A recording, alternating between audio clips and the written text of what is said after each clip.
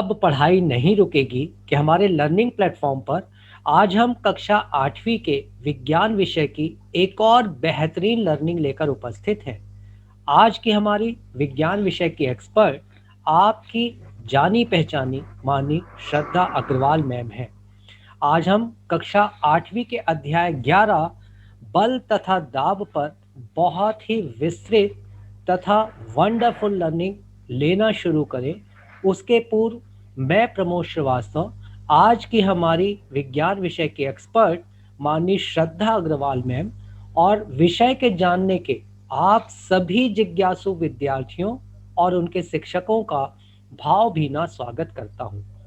अब पढ़ाई नहीं रुकेगी कि अपने स्लोगन के साथ आइए बल तथा दाब की एक बहुत ही इफ़ेक्टिव लर्निंग हम शुरू करें और उसके लिए सम्मान के साथ आमंत्रित हैं माननीय श्रद्धा अग्रवाल मैम। नमस्ते सभी को। आज हम अपना विज्ञान विषय का 11वां अध्याय जिसका नाम है बल तथा दाब पढ़ने जा रहे हैं।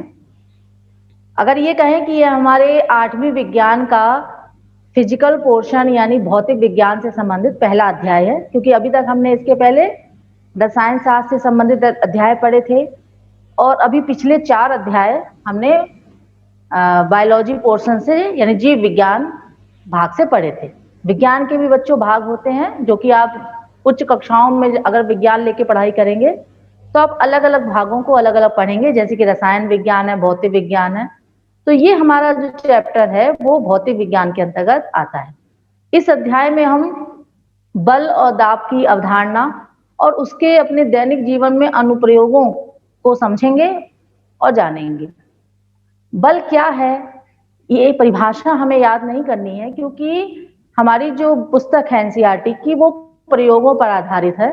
अर्थात हम जो देखते हैं, जो प्रयोग करते हैं, उन निष्कर्षों के आधार पर ही हम बल की अवधारणा को व्यक्त करने में सक्षम हो पाते हैं।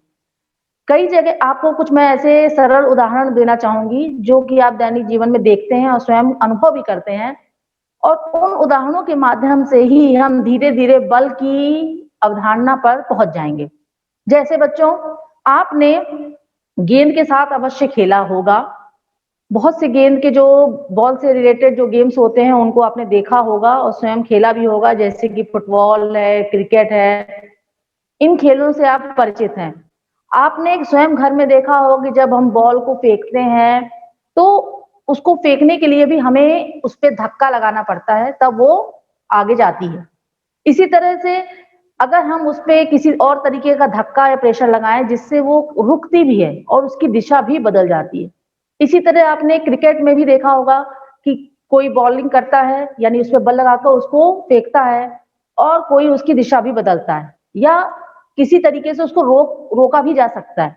या मैं ये कहूं कि वस्तु की जो गति होती है उस गति को प्रदान करने का कौन सा कारक है जो कि उसकी गति को बनाए रखता है या उसकी गति की दिशा में परिवर्तन करता है या उसको रोकता है यानी स्थिर करता है। तो इस कारक को ही हम बल की संज्ञा देते हैं। अब ये तो मैंने कुछ आपको साधारण उदाहरण दिए। अब हम बल को समझते हैं अपकर्षण और अभिकर्षण के माध्यम से, कि आखिर अपकर्षण और अभिकर्षण की अवधारणा क्या है, जो कि हमारा 11.1 यानी पहला बिंदु है हमारे इस चैप्टर का। बच्चों, कोई भी वस्तु होती है, हम उसको गति कराने के लिए जो क्रियाएं करते हैं उन क्रियाओं में साधारणतः हम या तो उसको उठाने का प्रयास करते हैं या उसको हम खोलने का प्रयास करते हैं। जैसे एक बंद दरवाजा है, उसको हम अपनी तरफ खींचकर या पुल करके उसको खोलने का प्रयास करते हैं। तो हम क्या कर रहे हैं, हम उसको गति प्रदान कर रहे हैं, हम उसको गति देते हैं, वो अपनी जगह से हटकर दूसरी जगह पे जाता है। इसी तरह से हम ठोकर भी मारते हैं, जैसे हमने बॉल को पैर से ठोकर मार दी या हाथों से उसको फेंका, तो वो क्या किया, हमने उसको उस पे धक्का दिया। हिट करना, प्रहार करना, साथ ही खींचना से संबंधित क्या है, आपने देखा होगा बैलों को बैलगाड़ी को जो सामान खींचते हुए, या आप स्वयं भी देखा होगा, आप जब अपने कहीं जाते हैं तो अपना बैग आप खींच कर ले जाते हैं, ट्रॉली बैग जिसको, तो वो क्या कर रहे हैं, आप उसको खींचने का प्रयास कर रहे हैं। तो ऐसा करने से उस वस्तु की जो अवस्था है वो क्या हो जाती है, परिवर्तित हो जाती है। पहले वो किस अवस्था में था, स्थिर अवस्था में, यानी रुका हुआ, ठीक है। लेकिन हमने उसको खींचकर, उठाकर, धक्का देकर, ठोकर मारकर, इन सभी क्रियाओं के द्वारा हमने क्या किया है, उसको गति प्रदान की है। अब इन्हीं कार्यों के आधार पर हम अभिकर्षण और अपकर्षण को, यानी बल की अवधारणा को समझते हैं। आपकी पुस्तक में क्रियाकलाप 11.1 उसको मैं पढ़कर समझाने का प्रयास करती हूँ बच्चों, आप भी अपनी पुस्तक से देखिएगा। जैसे आपके समक्ष मेज है, उस मेज पे रखी है आपकी पुस्तक।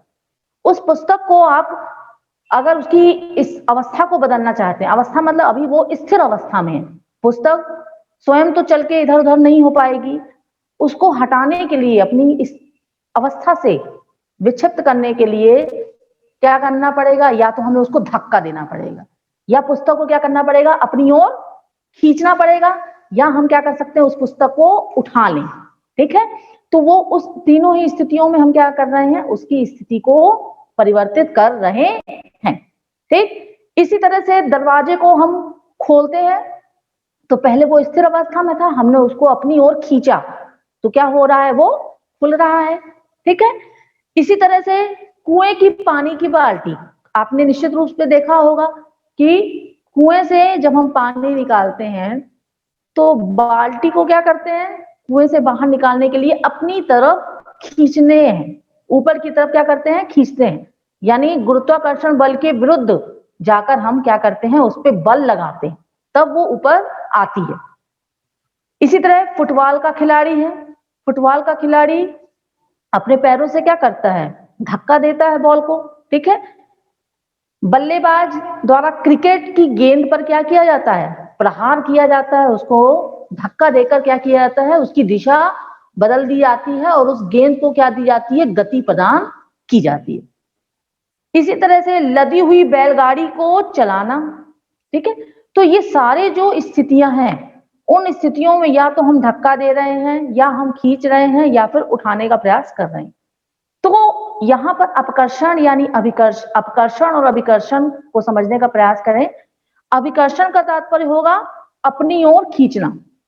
जब हम पुस्तक को अपनी ओर खींचने का प्रयास कर रहे हैं तो हम क्या कर रहे हैं, अभिकर्षण।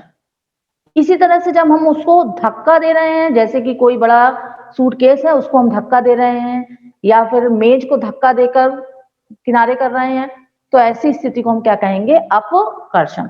तो ये दोनों ही यानी अभिकर्षण और अपकर्षण, इनको हम क्या कह सकते हैं, बल कह सकते हैं।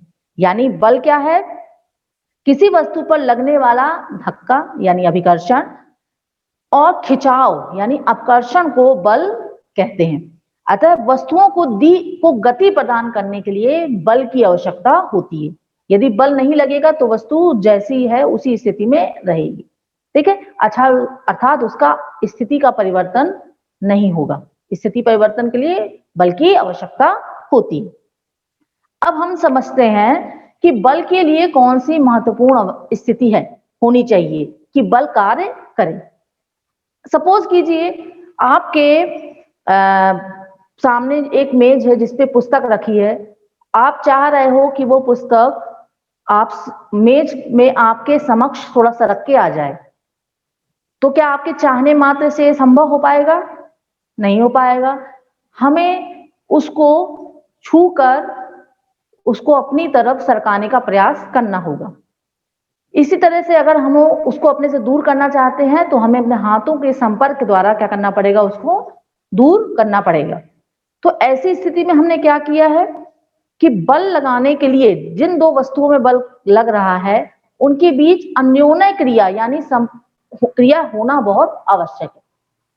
जैसे कि एक चित्र मैं आपको दिखाती हूं, उस चित्र के द्वारा आप समझना कि कैसे वहां पे बल कार्य कर रहा है। इसके लिए आप एक चित्र देखिएगा जो कि आपकी पुस्तक से ही लिया गया है बच्चों। देखिए, आप इस चित्र को ध्यान से देखिए। इसमें एक व्यक्ति जो कि कार के पीछे है थोड़ी देर के लिए मानिए कि वो अगर कार के पीछे केवल खड़ा हुआ है, तो क्या जो गाड़ी है, स्थिर अवस्था में गाड़ी है, क्या उसको वो छू रहा है? क्या उसको वो गति दे सकता है? नहीं। लेकिन यदि वह उस कार को धक्का देता है, तो धक्का देने से क्या होगा? वो कार सरकना प्रारंभ करेगी। अर्थात दोनों के बीच अन्योन्य क्रिया हो रही है। अर्थात व्यक्ति और जो कार है, उन दोनों के बीच में जब अन्योन्य क्रिया होती है, तो वस्तु यानी कार जो है वो उसमें गति आती है। इसी तरीके से हम और उदाहरण भी देखते हैं। आप इस चित्र को देखिए बच्चों। इस चित्र में एक व्यक्ति गाय को अपनी ओर खींचने का प्रयास कर रहा है, ठीक है। दूसरी तरफ गाय भी जो है वो क्या कर रही है? अब व्यक्ति को अपनी ओर खींचने का प्रयास कर रही है। यानी ये दोनों बल कैसे हैं? एक दूसरे के विपरीत कार्य कर रहे हैं, ठीक है। इसी तरीके से हम इस चित्र में देखें कि कौन किसको खींच रहा है। ये खेल आपने जरूर खेला होगा। इसमें दो लड़कियां आप देख रहे हैं जो कि एक दूसरे को अपनी ओर खींचने का प्रयास कर रही हैं, ठीक है ना। तो एक दूसरे को क्या कर रही हैं? अपनी तरफ खींचने का प्रयास कर रही हैं। यहां पर हम देखें तो दो लड़कियां क्या कर रही हैं? एक दूसरे को धकेल रही हैं, यानी धक्का देने वाला कार्य कर रही हैं। जबकि इसके पिछले चित्र में हमने क्या देखा था?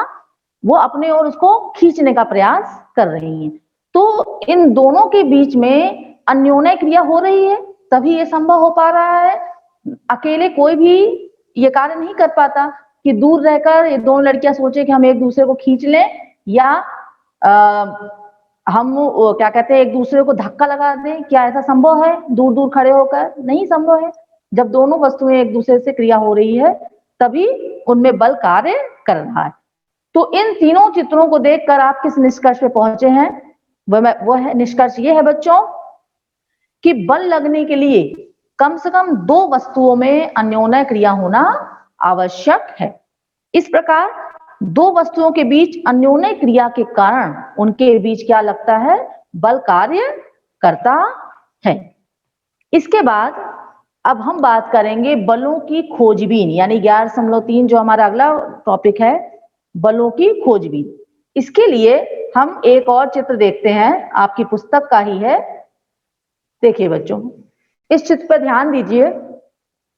पहले चित्र में आप देख पा रहे हैं कि एक बड़ा संदूक है जिसको धकेलने का प्रयास किया जा रहा है, जिसमें दो बालक संदूक को एक ही दिशा में धकेलने का प्रयास कर रहे हैं, और धकेलने से वह संदूक बल की दिशा में ही आगे बढ़ता है।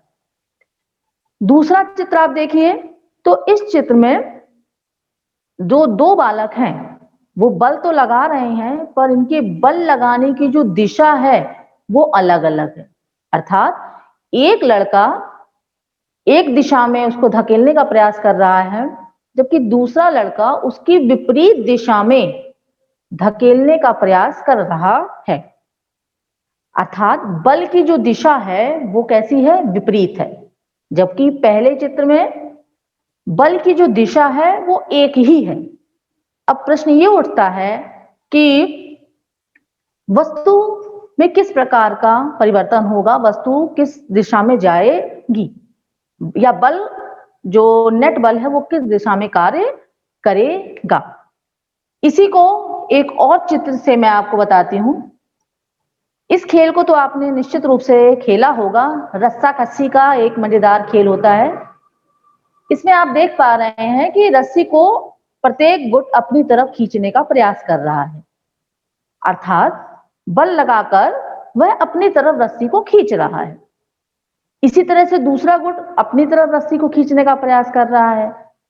तो बल तो दोनों गुट लगा रहे हैं, लेकिन बल लगाने की जो दिशा है वो क्या है बच्चों? अलग अलग है। जहां एक दिशा में बल लग रहा है तो दूसरे बच्चे उसको विपरीत दिशा में खींच रहे हैं। तो दोनों बल कैसे हैं? अपोजिट हैं। अब प्रश्न उठता है कि ये रस्सी कहां जाएगी, यानी किस दिशा में यह कार्य करेगी। तो इसको समझने के लिए अब हम ध्यान रखते हैं। पुनः मैं पहले चित्र पे आते हैं। पहली जो कंडीशन है उसमें एक ही दिशा में बल लगाया जा रहा है। तो यहां पर यह ध्यान रखना हमें कि जब किसी वस्तु पर हम एक ही दिशा में बल लगाते हैं और एक ही दिशा में यदि एक से अधिक बल लग रहे हैं तो वो बल आपस में क्या हो जाते हैं, जुड़ जाते हैं। अर्थात जो संदूक किसी एक व्यक्ति द्वारा खिसका रहे थे हम, जब दो व्यक्ति उसको खिसका रहे हैं तो और तीव्र गति से आगे चलेगा और तीव्र गति से खिसकेगा। अर्थात दोनों बलों का क्या हो गया, योग हो गया है, जिसके कारण कुल बल की मात्रा, जो कुल बल का परिमाप है वो क्या हो गया है, बढ़ गया है। इसी तरह से जो नीचे वाला चित्र है उसमें क्योंकि बलों की दिशा कैसी है, विपरीत है, यानी दोनों अपोजिट बल लग रहे हैं, अपोजिट दिशा में बल लग रहे हैं, तो जो नेट बल होगा वो उन दोनों बलों के अंतर के बराबर होगा। अर्थात जो नेट बल होगा, दो बल जो विपरीत दिशा में लग रहे हैं उनके अंतर के बराबर होगा और जिस दिशा में बल की मात्रा अधिक होगी उस दिशा में वो शिफ्ट करेगा। अर्थात यहां पर हमने दो बात जानी कि एक बल दूसरे बल से बड़ा या छोटा हो सकता है, बल की प्रबलता इसके परिमाण से मापी जाती है। साथ ही हमें यह भी ध्यान रखना है कि बल एक सदिश राशि है, अर्थात बल के दर्शाने के लिए परिमाण और दिशा दोनों की आवश्यकता होती है। दिशा के द्वारा ही पता चलता है कि बल, दिशा दर्शाने से ही पता चलेगा कि बल किस दिशा में कार्य कर रहा है। अर्थात जिस दिशा में बल की मात्रा ज्यादा होगी उस दिशा में वस्तु आगे की ओर बढ़ेगी। तो इस तरीके से हमने ये महत्वपूर्ण अवधारणा को भी यहां समझा है।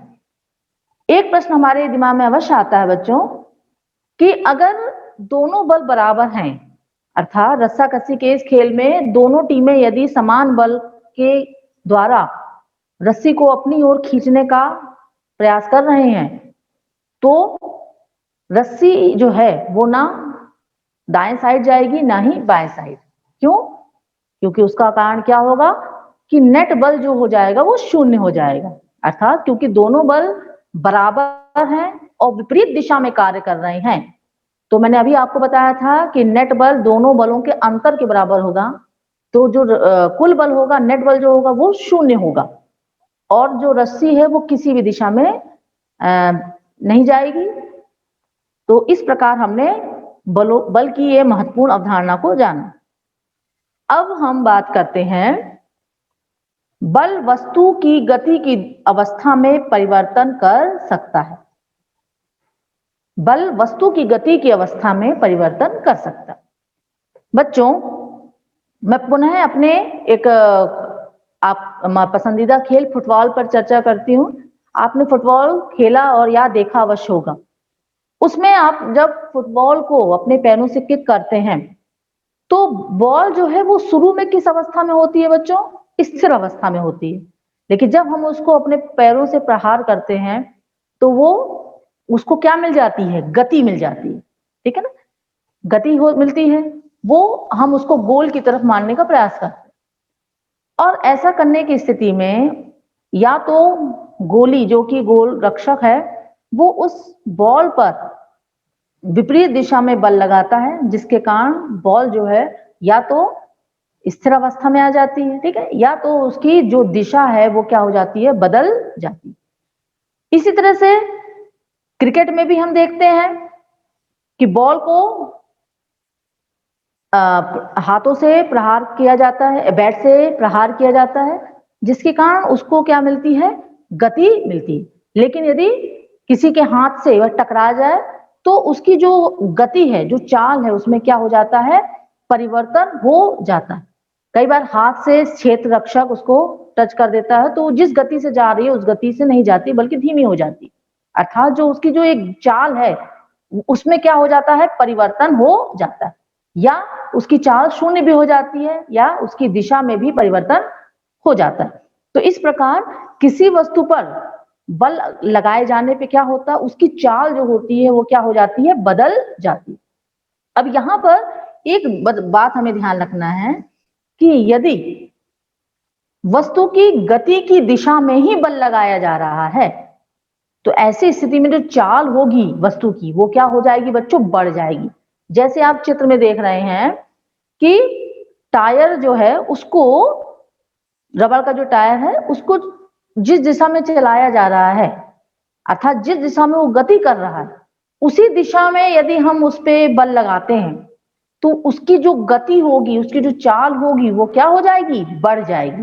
अर्थात अगर वस्तु की गति की दिशा में हम बल लगा रहे हैं तो उसकी चाल में बढ़ोतरी हो जाएगी। अगर इसका विपरीत भी होगा, यदि उसकी गति की विपरीत दिशा में बल लगाएंगे तो उसकी चाल क्या हो जाएगी, धीमी हो जाएगी। ठीक है ना। तो इस प्रकार से अब हमको समझ में आ गया कि हम टायर चलाते समय उसको क्यों धक्का देते हैं और वह क्यों तीव्र गति से आगे बढ़ता है।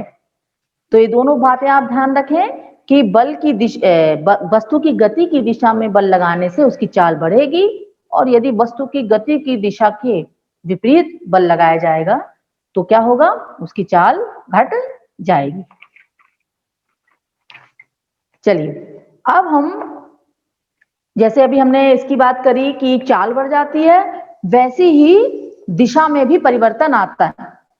जैसे कि पूर्व चित्र में हमने देख रहे हैं कि बॉल को हाथ से रोकने का प्रयास अगर किया जाता है तो बॉल की जो दिशा है उसमें भी क्या हो सकता है, परिवर्तन हो जाता है। जैसे क्रिकेट का जो बल्लेबाज है, बल्ले पर गेंद पर जब बॉल लगा के वो क्या करता है, उसको शॉट लगाता है, तो क्या होता है, वो उसकी गति की दिशा को भी तो बदलता है। अर्थात जिस दिशा में वो पहले गेंद आई थी उसको मारकर उसने उसकी क्या कर दी, दिशा को भी बदल दिया और उसकी चाल में भी क्या कर दिया, परिवर्तन ला दिया। तो गति की अवस्था के साथ साथ दिशा में भी हम देख रहे हैं परिवर्तन हो रहा है। एक प्रश्न और मन में आता है बच्चों कि क्या बल लगाने पर सदैव ही वस्तु की गति की अवस्था में परिवर्तन होता है। इसको समझने के लिए हम वापस, हाँ बच्चों, अभी जो मैंने आपको चित्र दिखाया है उससे आपको ये तो समझ में आ गया कि बल लगाने से वस्तु की गति में परिवर्तन होता है या वस्तु गति अवस्था में आती है। लेकिन क्या हर बार ऐसा होता है कि हम बल लगाएं और बल लगाने पर वस्तु की गति की अवस्था में परिवर्तन हो जाए। इसको आप बहुत ही आसानी से समझ सकते हैं। कई बार आपने देखा होगा कि बहुत भारी संदूक होता है जो कि हमारे बल लगाने से भी क्या हो रहा है, वो अपनी जगह से नहीं हटता। ठीक है, अधिकतम बल लगाने पर भी वो अपनी जगह पर ही रहता है।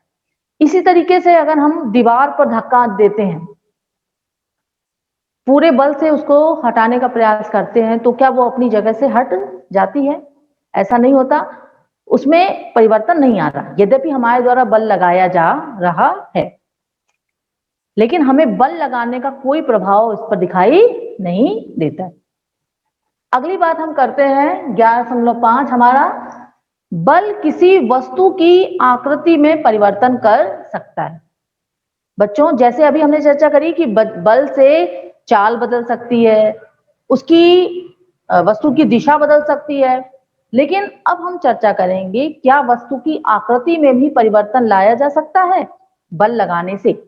निश्चित तौर पर ये होता है और आपने दैनिक जीवन में कई ऐसे अनुभव किए होंगे, देखे होंगे।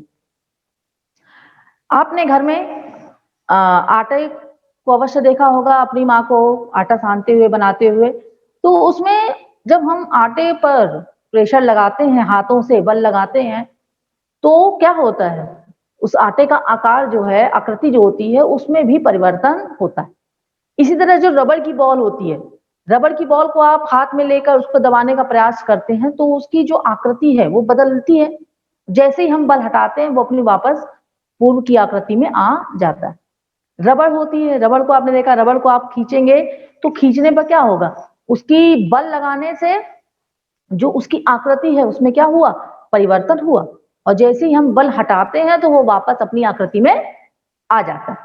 लेकिन कई बार क्या होता है, आकृति विरूपित हो जाती है और पुनः अपनी स्थिति में नहीं आती जब तक कि हम उस पर पुनः बल ना लगाएं। इसी तरह से साइकिल की गद्दी में लगी कमानी, गद्दी पर बैठने पर हम देखते हैं कि वो दबती है, लेकिन जैसे उठते हैं तो वो वापस अपनी पुनः स्थिति में आ जाती है। तो इस तरीके से जो उदाहरण मैंने आपको दिए, जो कि पुस्तक में भी दिए हैं, वो बताते हैं कि बल लगाने से वस्तु की आकृति में भी परिवर्तन हो सकता है।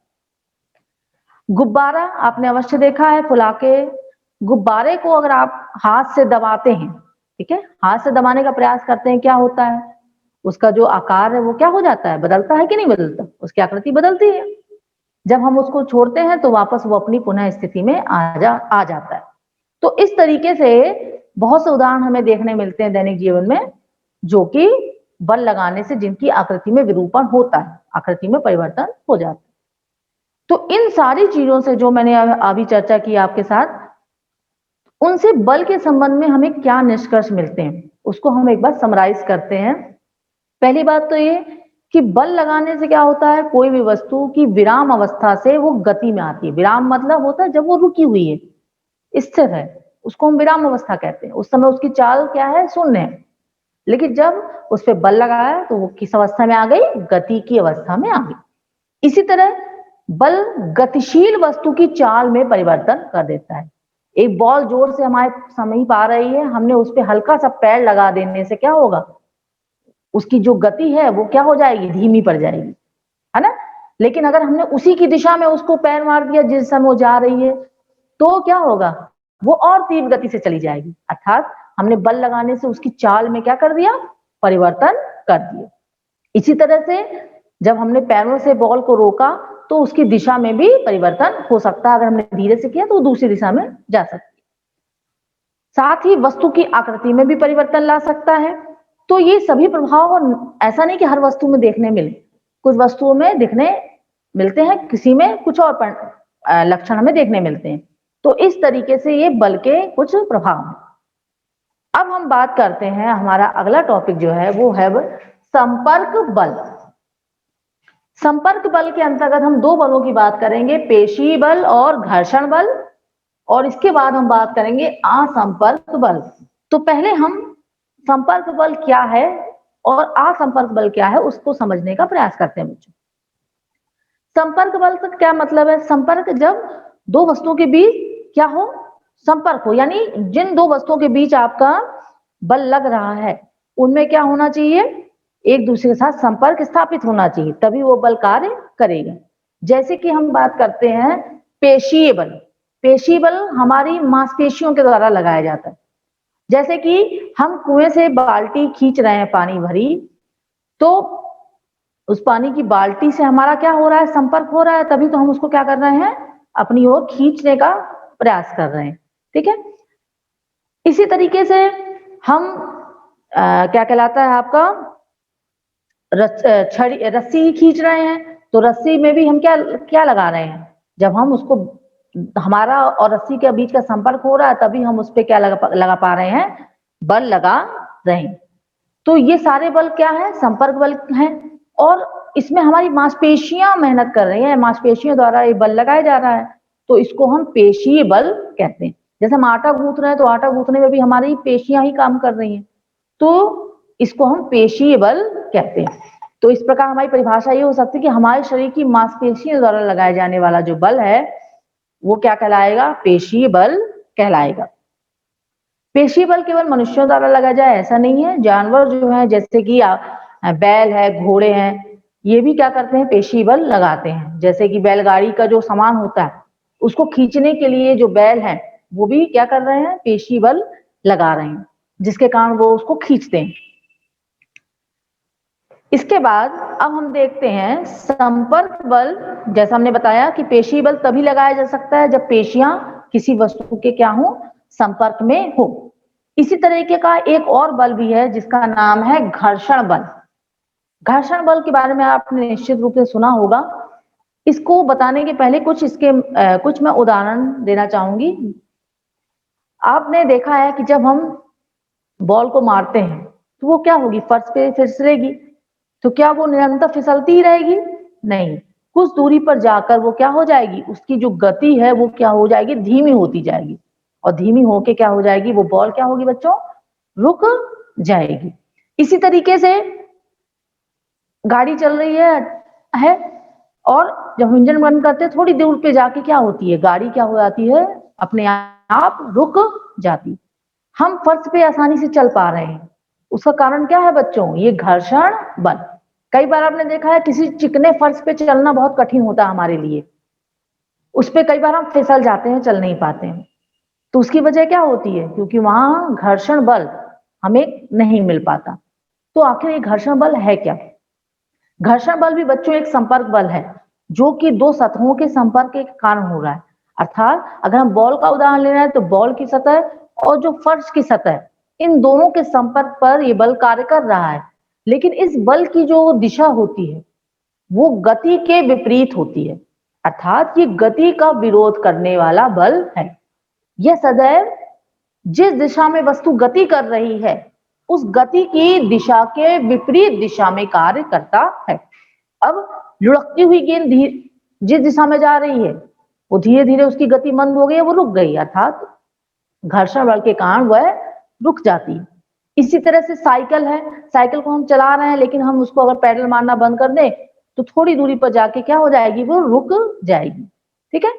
इसी तरीके से नाव जो खेते हैं तो पानी के द्वारा भी पानी की सतह और नाव की सतह के बीच भी घर्षण बल कार्य करता है, जिसके कारण थोड़ी दूरी पर नाव भी रुक जाएगी यदि हम उसको खेलना बंद कर देते हैं। तो ये जो सारे उदाहरण हैं वो ये बात प्रदर्शित करते हैं कि घर्षण बल हमारे लिए एक बहुत ही महत्वपूर्ण बल भी है, क्योंकि अगर घर्षण बल कार्य नहीं करेगा तो वस्तुएं अपनी जगह पर रुकेंगी ही नहीं, क्या होंगी, वो सरकेंगी। जैसे मैंने अभी आपको बताया कि हम चिकने फर्श पे चलना हमें कठिन होता है क्योंकि वहां पर हमें घर्षण बल नहीं मिलता। इसी तरह से अगर जो सड़क है अगर उस पर घर्षण बल कार्य नहीं करेगा तो आप सोचिए कि गाड़ियां कैसे रुकेंगी, कोई भी वस्तु गति ही करती रहेगी। तो उसके लिए आवश्यक है कि ये जो घर्षण बल है वो उसकी गति की दिशा के विपरीत कार्य करता है और उसकी गति को रोकने का कार्य करता है। घर्षण बल के बारे में हमारा एक अगला अध्याय भी है, उस अध्याय में हम इसके बारे में और विस्तृत रूप से जानेंगे। तो घर्षण बल के बारे में हमने ये जान लिया कि घर्षण बल सभी गतिशील वस्तुओं पर कार्य करता है, ठीक है, और यह सदैव गति की दिशा के विपरीत कार्य करता है, क्योंकि घर्षण बल भी बच्चों एक संपर्क बल के अंतर्गत ही आएगा, अर्थात दो सतहों के बीच में संपर्क होना आवश्यक है। अब ये दो बल जो हमने पढ़े, पेशी बल और घर्षण बल, संपर्क बल थे। लेकिन अब हम बात करते हैं असंपर्क बल। असंपर्क बल जिसमें कि जो वस्तुएं हैं उनके बीच में संपर्क नहीं होगा लेकिन फिर भी बल कार्य करता है। अब ये कौन कौन से बल हैं? पहला है चुंबकीय बल, स्थिर विद्युत बल और गुरुत्वाकर्षण बल। चुंबकीय बल को समझने के लिए मैं चुंबक का उदाहरण देना चाहूंगी। बच्चों, आपने चुंबक तो निश्चित रूप से देखा होगा और उसका खेल भी खेला होगा।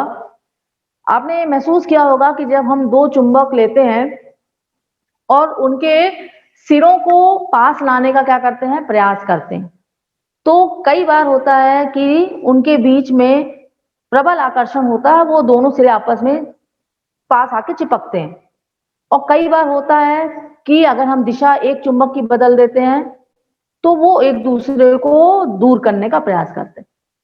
अगर हम उन दोनों को पास लाएं, एक दूसरे से टच कराए बिना भी, उनमें एक बल का अनुभव हम अपने हाथों से कर सकते हैं, जो कि हमें बताता है कि या तो वो एक दूसरे को खींच रहे हैं या एक दूसरे के विपरीत जाने का प्रयास कर रहे हैं। तो ऐसी स्थिति में हम देखते हैं कि दोनों चुंबकों के बीच में संपर्क नहीं हो रहा है, लेकिन फिर भी वो या तो धक्का दे रहे हैं या उसको अपनी तरफ खींच रहे हैं, यानी उन दोनों के बीच में एक बल कार्य कर रहा है। यह बल होता है चुंबकीय बल। अब क्योंकि इन दोनों के बीच में संपर्क नहीं हुआ है लेकिन बल तो कार्य कर रहा है, ठीक है, तो ये एक असंपर्क बल का उदाहरण होता है आपका चुंबकीय बल। चुंबक का खेल आप खेले होंगे तो उसमें एक और बात मैं बताना चाहूंगी कि जब दो सिरे, चुंबक के जो समान सिरे होते हैं, समान ध्रुव होते हैं, जैसा कि आप जानते होंगे कि चुंबक में दो ध्रुव होते हैं जिसको हम उत्तरी ध्रुव और दक्षिणी ध्रुव कहते हैं। जब समान ध्रुव, चुंबक के समान ध्रुव एक दूसरे के पास आते हैं तो उनमें क्या होता है, प्रतिकर्षण। प्रतिकर्षण मतलब वो एक दूसरे से दूर भागते हैं, ठीक है। लेकिन यदि चुंबक के असमान ध्रुव, असमान ध्रुव का मतलब ये है कि एक चुंबक का उत्तरी ध्रुव है और दूसरे चुंबक का दक्षिणी ध्रुव है, अगर इन दोनों को पास लाने का प्रयास करें तो ये क्या होंगे, एक दूसरे की ओर आकर्षित होते। इसके विपरीत यदि हमने उत्तरी ध्रुव एक चुंबक का और दूसरे चुंबक का उत्तरी ध्रुव दोनों को पास लाने का प्रयास किया तो दोनों ध्रुव क्योंकि समान है तो क्या होंगे, वो एक दूसरे से प्रतिकर्षित होंगे। तो ये कॉन्सेप्ट को भी आप ध्यान रखिएगा ताकि आगे आपका जो अगला चैप्टर, एक चैप्टर शायद चुंबक पर भी हो या अगली कक्षाओं में मिले तो उसमें आप जान पाएंगे। तो इस प्रकार से इस बल को हमने जाना कि चुंबकीय बल कैसा है, एक असंपर्क बल होता है। अब अगले असंपर्क बल की हम बात करते हैं जिसका नाम है स्थिर वैद्युत बल। स्थिर वैद्युत बल, बच्चों आपने कई बार देखा होगा कि हम अपने स्केल को अपने बालों पे रगड़ते हैं, ठीक है, या तो क्या होता है उस पे एक आकर्षण आ जाता है। आप छोटे छोटे कागज के टुकड़ों को अगर के पास यदि स्केल लाएंगे तो क्या होगा, वो कागज के टुकड़े स्केल से चिपकने लग जाते हैं। तो ये कैसे हुआ, जब हमने उसको अपने बालों पे रगड़ा तो उस पर एक आवेश आ जाता है, वह आवेशित हो जाती है स्केल, स्थिर विद्युत आवेश जिसको हम कह रहे हैं। और जब वह वस्तु आवेशित हो जाती है तो वह दूसरी वस्तुओं को क्या करने जाती है, अपनी ओर खींचने का प्रयास करती है। जैसे कि स्केल को घिसने के बाद हम कागज के महीन टुकड़ों को आकर्षित करने लग जाता है। इसी तरह से प्लास्टिक की जो स्ट्रा होती है उसको भी घिसने पर क्या होता है, वो आवेशित हो जाती है और दूसरी स्ट्रा को अपनी ओर खींचने लग जाती है। तो इस बल में क्या हो रहा है, दोनों वस्तुओं के बीच में डायरेक्ट संपर्क नहीं होता, बल्कि क्या होता है, आकर्षण का कार्य होता है। अर्थात कागज को के पास हम जब स्केल लेकर आते हैं तो कागज के टुकड़े स्वयं दूर से ही आकर्षित होकर स्केल से चिपकने लग जाते हैं।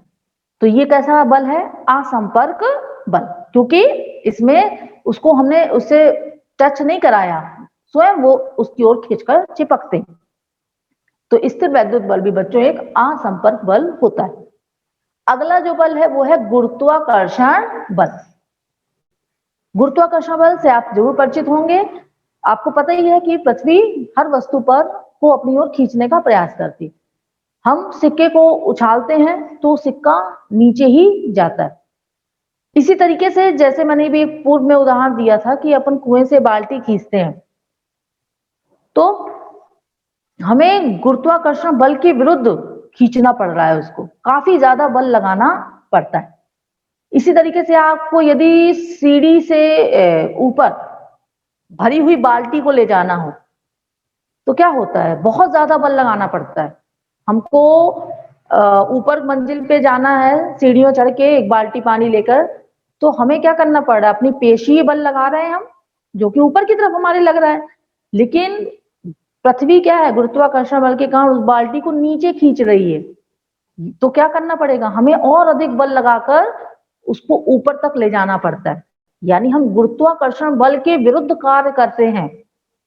उसी के विपरीत यदि हम देखें कि हमें ऊपर से नीचे लाना हो उसी बाल्टी को, तो हमें बहुत कम बल लगाना पड़ता है। क्यों?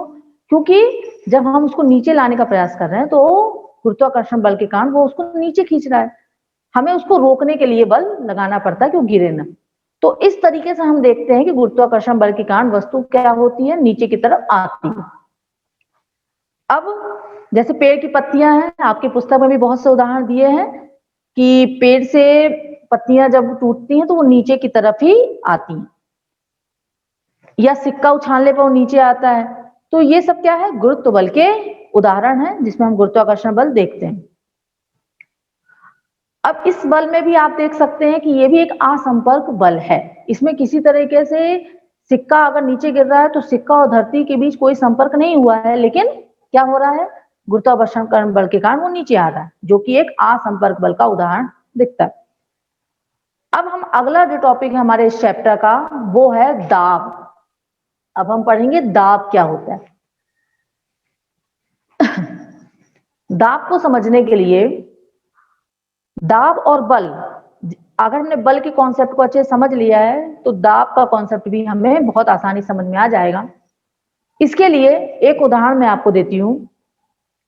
आपके पास एक कील है, उस कील को आप ये को दीवार पे क्या करना है, ठोकना है, ठीक है।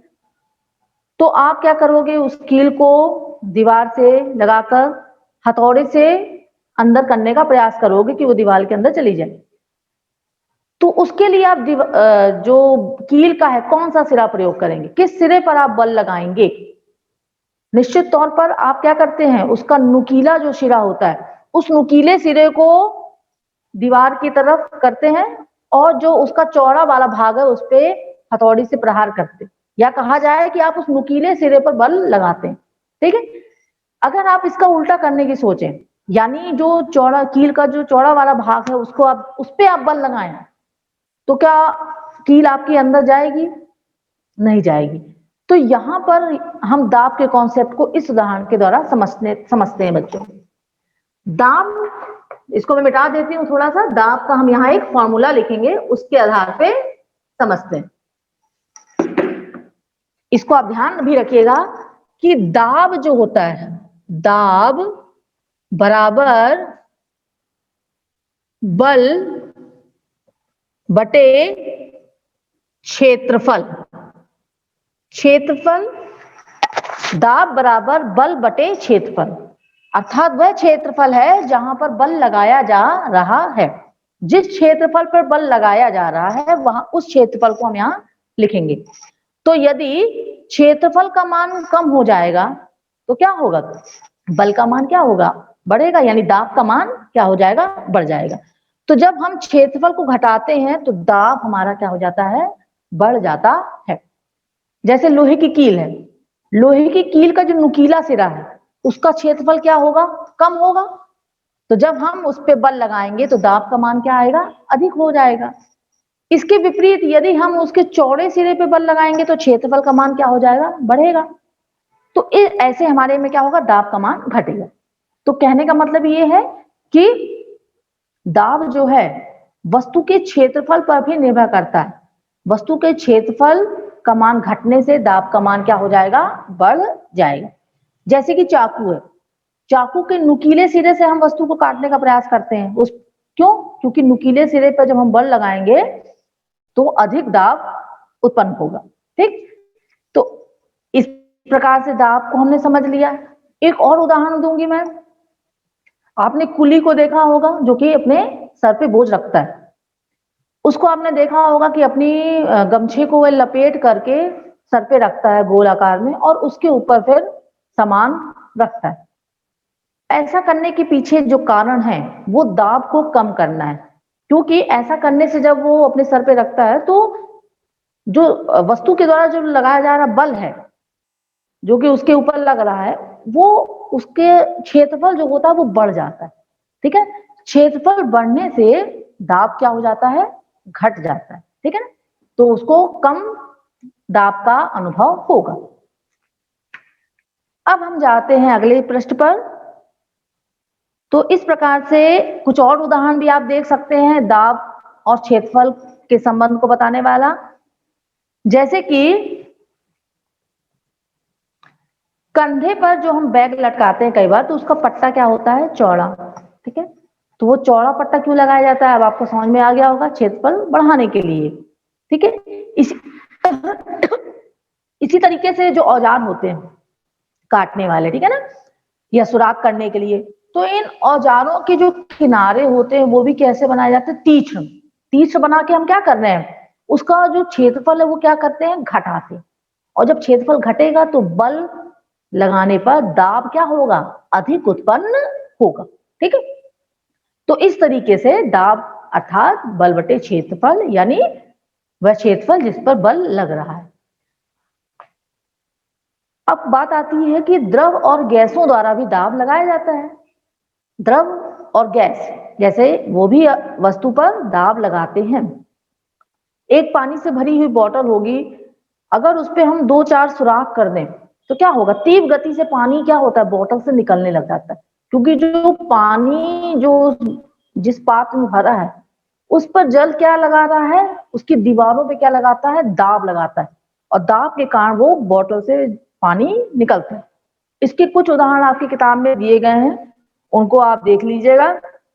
जैसे कि अगर हमने बोतल के समान ऊंचाई पर छिद्र बना दिए और उस पर पानी भरा तो क्या होगा, पानी चारों छिद्रों से बराबर निकलने लग जाता है।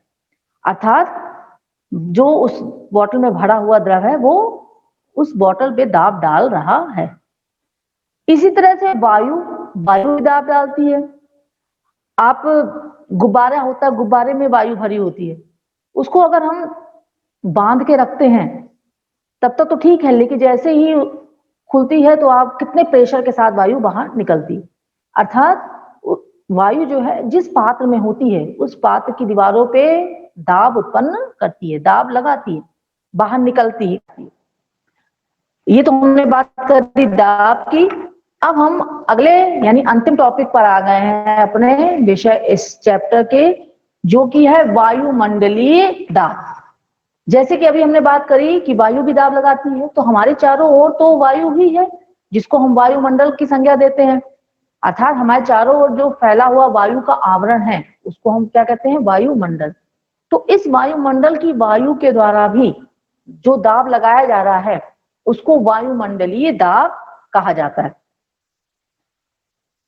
अब वायुमंडलीय दाब को दर्शाने के लिए आपके पुस्तक में एक प्रयोग दिया गया है। इसके लिए मैं आपको एक चूसक मेरे पास है, इसको आप देख सकते हैं। देखिए, इस चूसक में को के द्वारा आप वायुमंडलीय दाब की अवधारणा को समझ सकते हैं कि वायुमंडलीय दाब कितना अधिक होता है।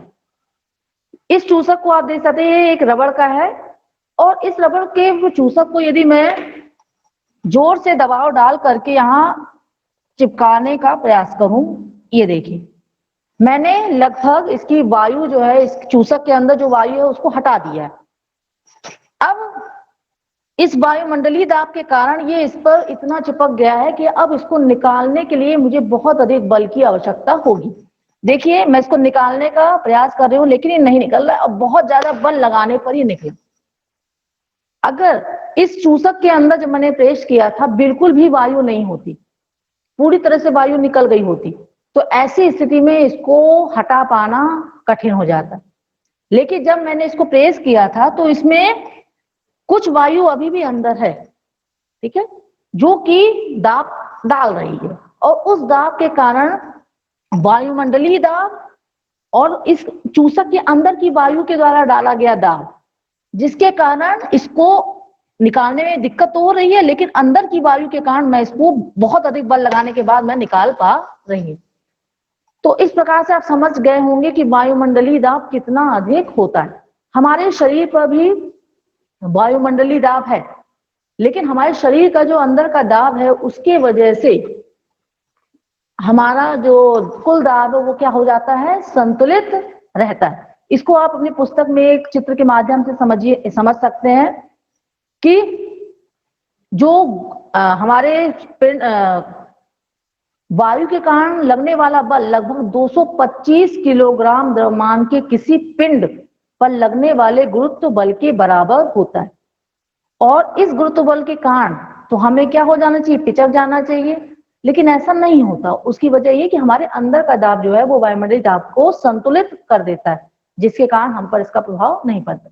लेकिन अभी मैंने एक उदाहरण आपको करके दिखाया, तो आप वायुमंडलीय दाब कितना प्रभावशाली है इसको समझ गए होंगे।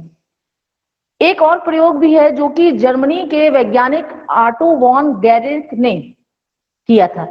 उन्होंने धातु के जो दो गोले हैं, उन धातु के दो गोलों को काट करके उनको इस प्रकार से जोड़ा था कि उन गोलों के बीच में बिल्कुल भी वायु नहीं थी।